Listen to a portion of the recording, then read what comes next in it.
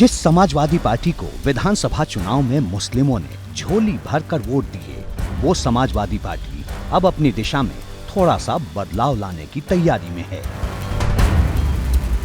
इस बदलाव को समझने के लिए समाजवादी पार्टी की राष्ट्रीय कार्यकारिणी की इस तस्वीर को समझिए, जिसके मंच पर गिनती के नेता बैठे थे। इनमें अखिलेश यादव के अलावा रामगोपाल यादव, अबू आजमी, अवधेश प्रसाद, रामजीलाल सुमन, जया बच्चन और पार्टी उपाध्यक्ष किरणमय नंदा की तस्वीर है।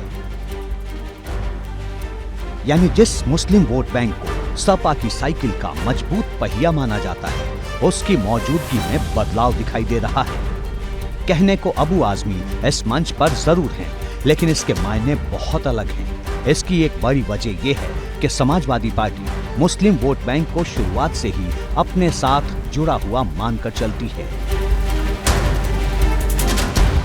समाजवादी पार्टी के साथ में सभी जाति वर्ग धर्मों का वोट है।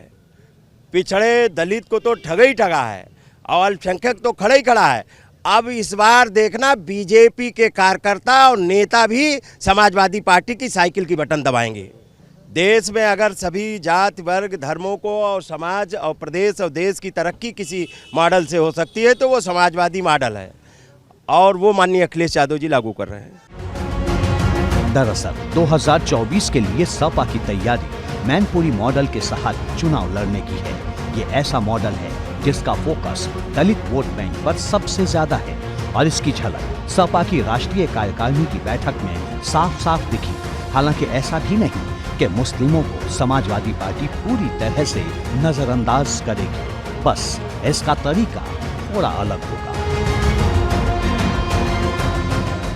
ये हिंदू और मुसलमान सबकी समस्या एक है। आज महंगाई से सब परेशान हैं। जब महंगाई की बात हो रही है तो उसमें हिंदू भी हैं, मुसलमान भी हैं।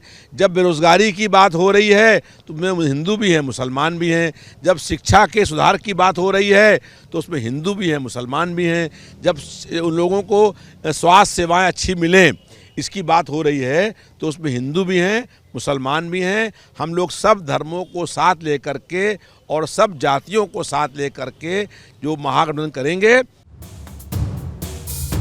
लोकसभा चुनाव की लड़ाई के लिए अखिलेश हिंदुत्व की पिच पर भी उतरते हुए दिखाई देते हैं। जब वो कोलकाता गए तो दक्षिणेश्वर मंदिर जाना नहीं भूले। इससे पहले भी वो वाराणसी में बाबा विश्वनाथ के दर पर त्रिपुंड लगाए नजर आए थे, और पार्टी ने वैसे भी साफ शब्दों में कह दिया है कि संत महात्माओं को लेकर कोई गैर जरूरी टिप्पणी न की जाए। यानी सपा को मुस्लिमों को भी साधने का है और उन हिंदुओं को भी जो सत्ता की सबसे बड़ी चाबी है। अब सपा की यही रणनीति भाजपा को चुभ गई है। देखिए, समाजवादी पार्टी कभी भी मुस्लिम समाज की हितैषी नहीं रही है।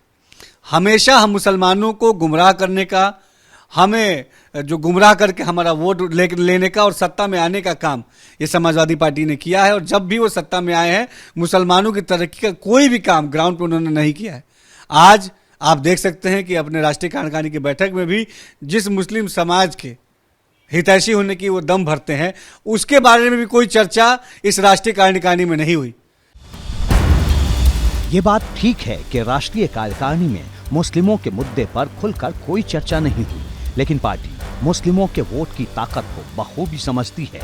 तभी तो इस वोट बैंक के लिए दूसरे तरीके से रणनीति तैयार हो रही है, क्योंकि मुस्लिम वोट बैंक के लिए अखिलेश अब हिंदू वोटर की नाराजगी का बोझ उठाने के लिए बिल्कुल तैयार नहीं है। एबीपी गंगा के लिए लखनऊ से विवेक त्रिपाठी के साथ अनुभव शुक्ला की रिपोर्ट।